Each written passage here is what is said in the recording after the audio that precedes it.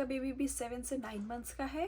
क्या आप भी उसके नींद के पीछे बहुत स्ट्रगल कर रहे हैं? तो ये वीडियो आपके लिए है। Hi everyone, welcome back to my channel. My name is Arshi and I am a mom of 2। तो मेरा बेबी भी 8 मंथ्स का हो गया है और उसकी स्लीप के पीछे बहुत ज़्यादा स्ट्रगल होने लगा था। मुझे समझ नहीं आ रहा था कि क्या क्या चेंज करूँ, कैसे क्या हो रहा है। जब मेरा लेबर एंड डिलीवरी टाइम आ रहा था तो बस मैं सोच रही थी कि मेरी बेबी की जो स्लीप है ना वो मेरे फर्स्ट बॉर्न के जैसे हो। अनाया वो रात में पूरा 11 o'clock से सुबह 5 बजे तक सोती थी। तो शायद we were lucky, but second time ऐसा कुछ भी नहीं हुआ। सेम जैसे सबकी स्ट्रगल होती है स्लीप को लेके, वैसे मेरे साथ भी था। तो स्टार्टिंग में तो मैं बस काउंट कर रही थी कि 6 मंथ्स तक शायद वो सोने लगेगा, क्योंकि घर में बड़े बोलते हैं कि 6 मंथ्स के बाद बच्चे का सॉलिड स्टार्ट हो जाता है, जिसकी वजह से वो थोड़ा ज़्यादा लंबा सोते हैं। लेकिन मेरे केस में ऐसा फिर भी नहीं हुआ। 6 मंथ्स के बाद भी एजान 3 आवर्स में उठ जाता था। मुझे लग रहा था कि मैं ये कब ठीक होगा। तो अभी जब मुझे कोई मॉम मिलती है जिसका आसपास 1 साल 1.5 साल या 2 साल का बच्चा है, तो मैं पूछती रहती हूँ कि अच्छा आपका बच्चा कितने टाइम में सोने लगा। तो सब बोलते हैं कि हाँ 8 मंथ्स या फिर वन ईयर 1.5 ईयर्स, ऐसे मिक्स मुझे रिस्पॉन्सेज मिलते थे। तो मैंने सोचा कि क्यों ना कुछ चेंजेस करके देखते हैं अपने बेबी की स्लीप में, शायद थोड़ा बेटर हो जाए। क्योंकि मुझे कुछ ऐसे साइंस मिल रहे थे जिसकी वजह से मुझे ये सोचना पड़ा कि शायद कुछ ठीक नहीं है या कुछ चेंजेस कर सकते हैं। वो साइंस ये थे कि मेरे जो बेबी की थर्ड नैप थी वो बहुत ज़्यादा स्ट्रगल होने लगा था, बहुत फाइट करता था, उसे सोना नहीं होता था। उस दूसरी चीज़ ये होती थी कि उसके वजह से उसका जो बेड टाइम है वो बहुत डिले हो जाता था। वो रात को सोने ही नहीं चाहता था, उसे नींद ही नहीं आ रही होती थी।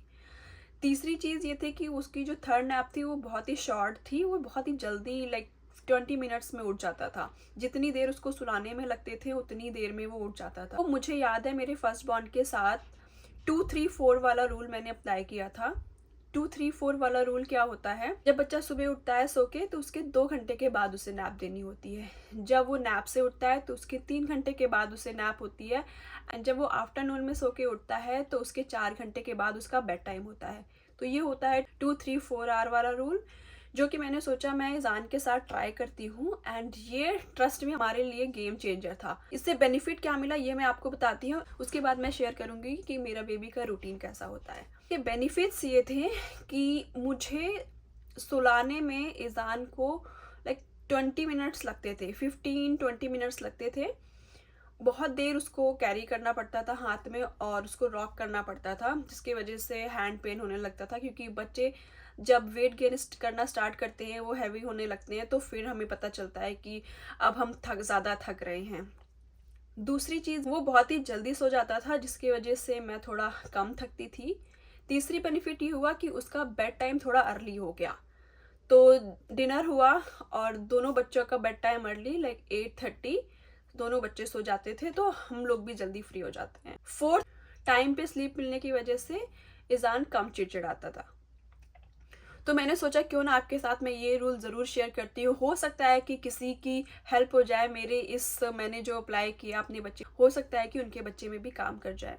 मैं आप शेयर करती हूँ अपने बच्चे का स्लीप रूटीन कि कैसा होता है, वो किस टाइम उठता है और किस टाइम उसकी नैप होती है।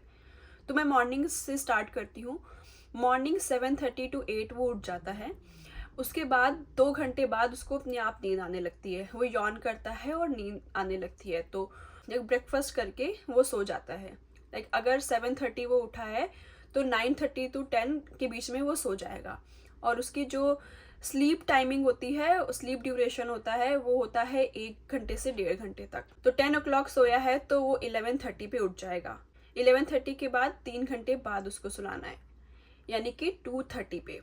2:30 तक उसको नींद आने लगती है। लंच करवा के जब मैं उसको सुलाने जाती हूँ तो हार्डली 5 to 10 मिनट्स लगते हैं। फिर उसकी जो दूसरी नैप होती है वो भी 1 घंटे से 1.5 घंटे तक की होती है। बेड टाइम होगा वो 4 घंटे के बाद होगा, यानी कि 8 बजे। 8 बजे उसका बेड टाइम होता है। उसके पहले मैं उसे डिनर करा देती हूँ और डिनर करते ही फिर उसको नींद आने लगती है और बस हार्डली 5 to 10 मिनट्स लेता है और वो सो जाता है।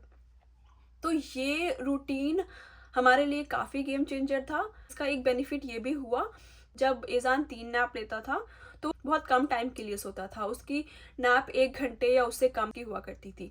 जिसकी वजह से मुझे भी टाइम नहीं मिलता था। अभी वो 1-1.5 घंटे सोता है, तो मुझे भी बीच में रेस्ट करने का टाइम या मुझे कोई काम करना होता है तो मैं रेस्ट ही करती हूँ, लेकिन मुझे अच्छे से रेस्ट करने का टाइम मिल जाता है। तो 2 नैप्स हो गई, जिसकी वजह से मुझे भी कम टाइम में उसको सुलाना पड़ता है। मेरे हाथ कम थकते हैं, मैं कम थकती हूँ, मुझे ज़्यादा टाइम मिल जाता है रेस्ट करने का, और फिर टाइमली बच्चा 8 बजे सो जाता है। और मैं बात करूँ नाइट की, तो नाइट का मैं स्टिल फिगर आउट कर रही हूँ। नाइट में ये होता है कि वो 8 o'clock डिनर करके सो जाता है, फिर 10:30-11 को फीड करता है नींद में, फिर वो उठता है 2:30-3 बजे, फिर दूसरी फीड लेता है एंड फिर वो मॉर्निंग 7:30 उठता है। तो ये है हमारा एक स्लीपिंग रूटीन इन 8 मंथ्स के बेबी का।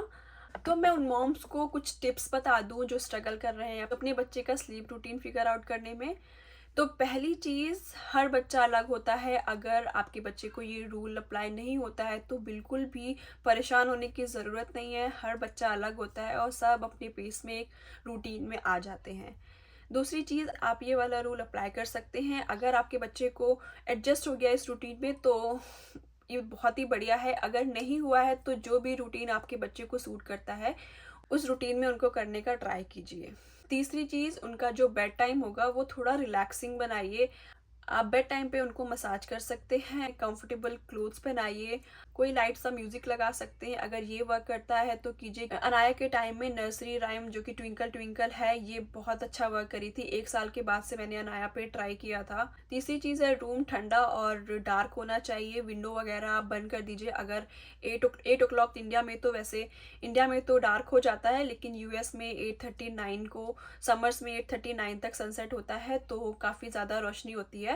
तो मेक श्योर कि आप विंडो को बंद कर दीजिए, रूम डार्क करिए। थोड़े ठंडे रूम में मेरे बच्चों को ज़्यादा अच्छी नींद आती है एज़ कम्पेयर कि ज़्यादा गर्मी हो। तो ये कुछ टिप्स हैं जो हो सकता है कि आपको हेल्पफुल हो। जो मॉम्स मुझे देख रही हैं, आप लोग भी कमेंट करके बताइए कि आपके बच्चे का स्लीप रूटीन कैसा है, या आप भी थोड़ा स्ट्रगल कर रहे हैं। कमेंट ज़रूर करिए। अगर आपको ये वीडियो हेल्पफुल लगी हो तो please like, comment and subscribe my channel. मिलते हैं आपसे नेक्स्ट वीडियो में।